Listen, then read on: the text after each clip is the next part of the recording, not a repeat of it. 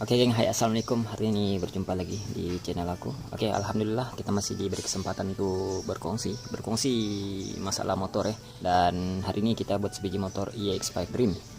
Dimana masalah motor ini kurang dengar lah, dia punya engine memang kasar lah dia punya bunyi ya.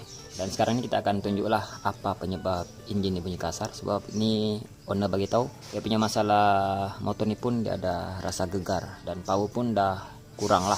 Sebab sekarang dia menggunakan blok racing berukuran 53 mm dan kemungkinan besar blok pun yang ada problem. Dan bunyi tepek itu memang terdengar ya dari arah depan nih. Jadi nanti kita akan bongkar lah semua. Oke, dari segi blok, head dan belah magnet dan bagian clutch kita akan cek lah semua apa dia punya masalah yang menyebabkan engine ini tiada power, engine bunyi kasar dan menimbulkan getar. Oke, sekarang ini kita akan buka dan kita akan tunjuk nanti apa dia punya masalah. Oke, jom, let's go. Oke geng, untuk bagian part yang bermasalah kita udah tengok dan ini semua udah buka lah. Oke, kalau untuk dari segi magnet ini aku udah buka sebab untuk dari segi ini dia tidak ada masalah. Untuk roller kecil bagian dalam nih belakang magnet dia oke lagi, kita boleh tengok dari sisi lubang nih. Oke, nih untuk roller nih oke, dia tidak haus lah. Tapi kalau untuk roller block ini dah haus, udah makan. Jadi yang ini kita patut gantilah. Oke, sebab ini dah satu kali kerja. Kita tukar. Untuk rantai oke lagi, dimension oke. Tidak menimbulkan bunyi. Cuma dari segi blok, kalau blok ini memang confirm lah dia problem dan menimbulkan bunyi. Saat ini dia menggunakan blok 53 mm. Untuk pengetahuan korang, bila kamu pasang blok 53 mm, walaupun dia masih dalam keadaan baru, dia pasti akan menimbulkan bunyi. Tergantung dari setiap brand lah. Oke, kalau brand biasa-biasa pasti akan menimbulkan bunyi. Tapi kalau brand-brand yang high quality, biasanya dia tidak akan menimbulkan bunyi lah. Oke, kalau untuk dari si blok nih memang kena tukar lah. Sebab dia dah calar, dia dah makan. Kalau dari tengok video ini memang kurang jelas, tapi nampak dari depan mata nih memang cukup jelas lah. Oke, dan akan menimbulkan bunyi. Untuk blok ini kita tukar lah, sebab mau pasang pun dia alang-alang, nanti pakai dalam 3-4 bulan akan menimbulkan bunyi yang kuat. Jadi kena tukar lah. Oke, untuk piston kurang nampak lah piston dia nih.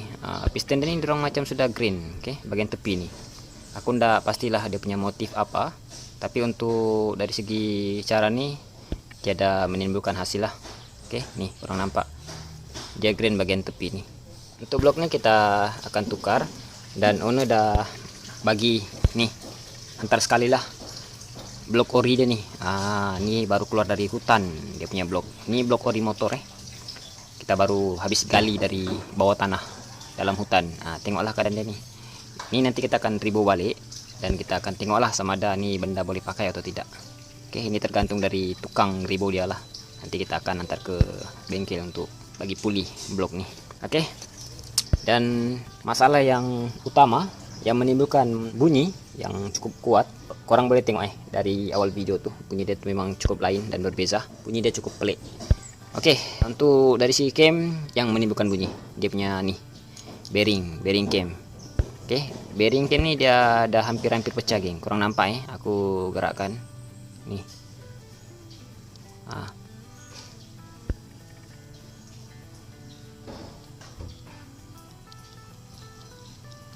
Oke, nih bearing nih dah pecah. Jadi nanti bearing ini kita akan tukarlah sekali. Oke, kalau untuk dari segi cam dia oke lagi. Cam dia nih dia tidak makan apa-apa, dia masih halus, cuma bearing nih yang menimbulkan bunyi cukup kuat. Korang boleh tengok lah dari awal video tuh dia punya bunyi memang cukup kuat. Bunyi seolah-olah memang bunyi bearing lah, bearing pecah. Inilah penyebab dia bunyi kuat. Oke, kita tengok bagian rocker arm. Untuk rocker arm nih dia normal, dia tidak apa-apa cacat dan rocker arm ini masih boleh pakai, tidak apa-apa masalah. Oke, kalau untuk dari segi bagian nih top overhaul nih kita dah tunjuk lah apa masalah dia. Sekarang kita akan ke bagian clutch. Oke, kalau untuk bagian clutch nih kita dah buka habis. Oke, kalau untuk dari segi auto shoe nih ataupun automatic, ini dah cukup haus lah sebab ini masih automatic ori motor Nih kurang nampak dia dah tipis. Oke, dia dah tipis.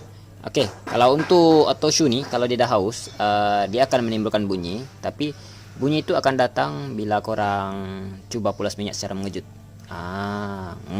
Oke. Dia akan menimbulkan bunyi. Bunyi dia tuh seolah-olah bunyi berketok.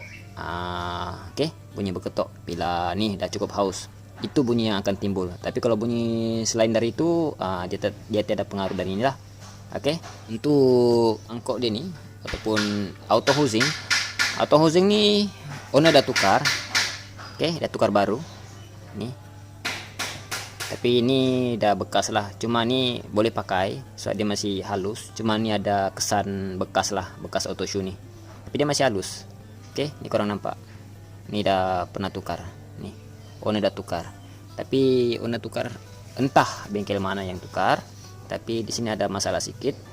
Dia punya nih cara memasang nih agak kurang kemas sebab dia menimbulkan bunyi. Kurang nampak. Nah, nih dia longgar, geng. Tuh. Oke, dia longgar nih. Untuk 3 pin nih dia kurang rapat. Jadi nanti yang ini kita akan bagi kemas lah, kita akan bagi dia rapat, bagi dia settle nih. Sebab nih kalau macam nih, geng, confirm dia akan menimbulkan bunyi dan akan menimbulkan gegar lah. Nih. Kalau macam ini dia punya keadaan. Oke. Ya nih kita akan bagi kemas nanti. Oke, untuk learning class nih dia masih oke, boleh pakai lagi.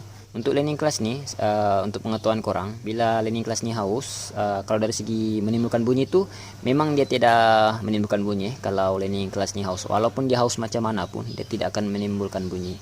Tapi kalau dari segi tenaga motor ataupun power motor memang dia ada efek lah. Efek dia tuh memang cukup banyak kalau learning class nih dah haus.